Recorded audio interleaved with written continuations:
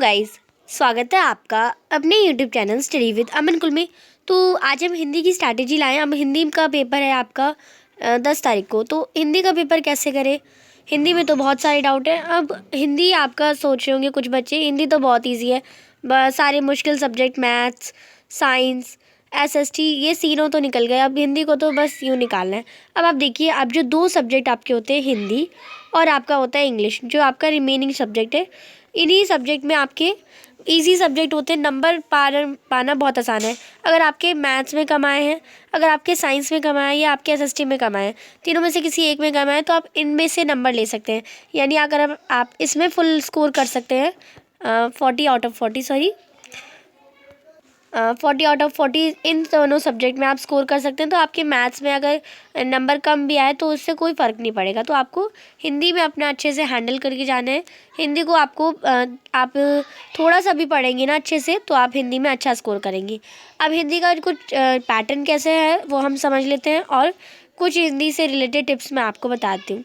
Section A में आपको 20 question दिए जाएंगे आपतित गद्यांश में से। 20 मार्क्स का होगा। 10 मार्क्स, सॉरी, सेक्शन ए में 20 मार्क्स का होगा, आपको 10 मार्क्स का करना है। 20 में से 10 करना है। सेक्शन बी में भी 20 क्वेश्चन होंगे, उसमें से आपको 60 अटैम्प्ट करने हैं। सेक्शन सी में आपको 40 क्वेश्चन दे रखे हैं। ये आपका पूरा, अब सेक्शन है आपका आपतित गद्यांश, यानी ऐसा पैसेज दे रखा होगा जो आपने कभी देखा नहीं है, आपको उसी पर बेस क्वेश्चन को करने हैं। व्याकरण करनी है सेक्शन बी में, जो कि 16 मार्क्स के 16 क्वेश्चन करने हैं। सेक्शन सी में आपका 14 क्वेश्चन दे रखे हैं और आपको 14 के 14 करने हैं, जो कि पूरा बुक से, लिटरेचर से है। आपके चैप्टर आपको पता है, चैप्टर 1, 2, 9, 10, 11, ये 5 चैप्टर आपके आ रहे हैं। 2 चैप्टर हैं, 3 आपके काव्य खंड है। तो इनमें से आ रहा है क्वेश्चन, बहुत ईजी पेपर होगा। अब आप देखिए, टोटल आपके 40 क्वेश्चन होंगे 40 मार्क्स के, और 40 क्वेश्चन को आपको 80 मिनट्स में करना है, क्योंकि आपका पेपर 90 मिनट्स है। पर 10 मिनट्स में आपको OMR शीट भरने में टाइम लगे, तो आपको मैंने 80 मिनट्स दिया।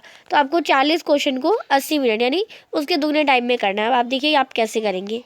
अब इसी पर बेस कुछ क्वेश्चन भी आपके पेपर में, कौन सा सेक्शन पहले करें, यानी हम रीडिंग पहले हम आपतित गद्यांश कर लें, या हम पहले, हमें बुक आती है तो हम, अब ज़्यादातर बच्चे कहते हैं कि हमें बुक पूरी आती है तो हम बुक कर लेते हैं, क्योंकि हमने ये तो कभी पढ़ा ही नहीं है और व्याकरण भी हमारी इतनी अच्छी नहीं है।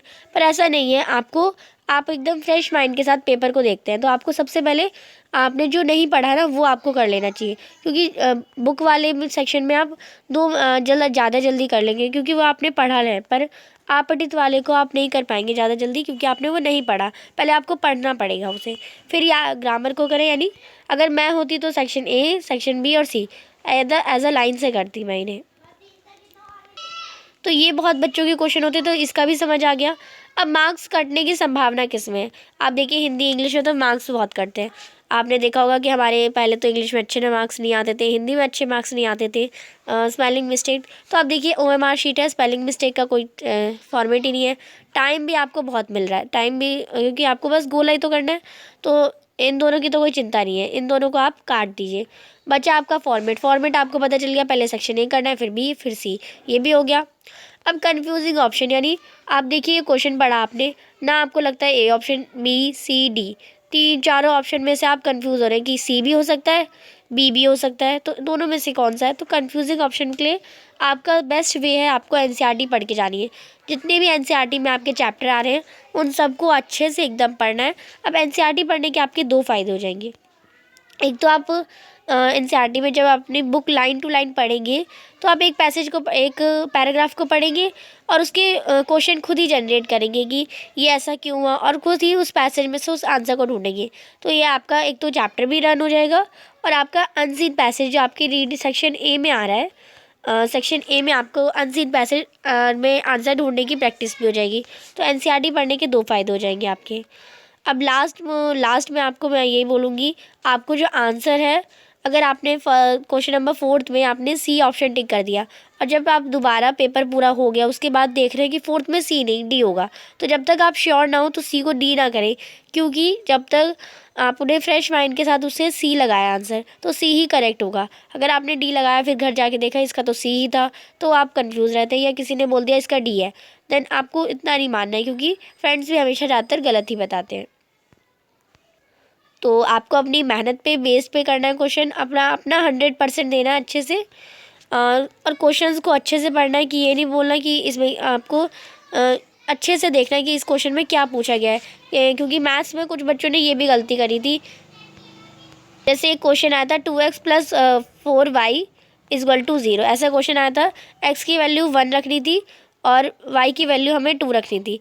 एंड ये क्वेश्चन आया था बच्चों का, और इसमें पूछा गया था कि इनमें से कौन, और ऑप्शन दे रखे थे कौन A B C D, और बोला गया था कौन सा नहीं है सॉल्यूशन, और सबने कर दिया कि ये वाला सॉल्यूशन है। तो बी ऑप्शन तो गलत है क्योंकि इसमें पूछा गया कौन सा नहीं है। तो सबने ऑप्शन क्वेश्चन को ध्यान से नहीं पढ़ा किसी ने, एंड वो सब क्वेश्चन सभी बच्चों ने वो मिस्टेक करी। तो आपको ये देखना है कि आप क्वेश्चन को अच्छे से पढ़ें, क्या पूछा गया है वो आपको बताना है। अब मैं एक बार आपको जो सिलेबस है आपका वो बता देती हूँ। आपका क्षितिज की बुक्स में से चैप्टर नंबर 1 दो बैलों की कथा, चैप्टर नंबर 2 आपका आ जाएगा ल्हासा की ओर, चैप्टर नंबर 9 साख्या सबद, चैप्टर नंबर 10 वाक, चैप्टर नंबर 11 सवैये, और आपका अपठित गद्य आएगा, अपठित पद्य यानी काव्यांश आएगा, समास आएगा, अलंकार, उपसर्ग और प्रत्यय, ये सारे आपके आएंगे। तो आपको इनकी अच्छे से प्रैक्टिस करनी है। ये आपके ग्रामर के टॉपिक हो जाएंगे, ये आपके रीडिंग सेक्शन, और ये लिटरेचर यानी सेक्शन सी के हो जाएंगे।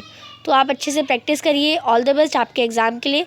और जैसे ही हिंदी का आपका पेपर हो जाएगा मैं चैनल पे आंसर की अपलोड कर दूँगी, तो आप उसे ज़रूर देखिएगा। Thanks for watching you, bye bye guys.